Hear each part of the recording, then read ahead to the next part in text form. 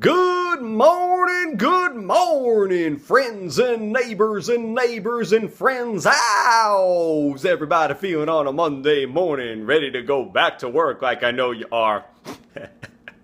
Or school, as the case may be. No, you might not be in that kind of mood yet, but hopefully after you see this, you will be. Just following up on the written blog.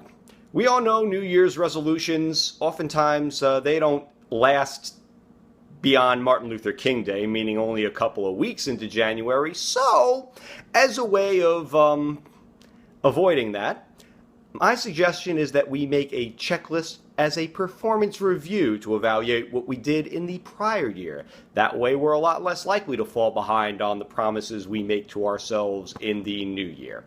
For example, with the social interactions, you take a little look at whether you disrespected somebody, meaning did they need to be shaken up as to what they were doing wrong, or were you just in a bad mood?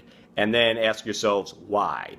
And as far as getting disrespected, did you do something to warrant that reaction, or were you just there and you had to deal with an alf hole? Well, again, you just evaluate that and check your behavior and see whether or not you were bold and bulletproof in response to those unfortunate stimuli.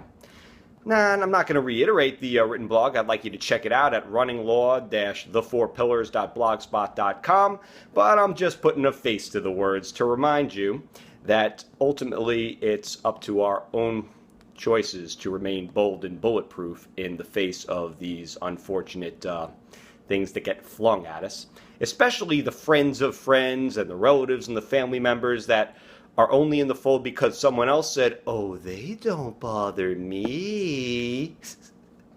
So you kind of have to put up with them even though there's no real reason to, but there are certain ways to do it if you go back through the blog, and I'm going to be putting up more posts reminding us all of how to stay strong that way as bold betas.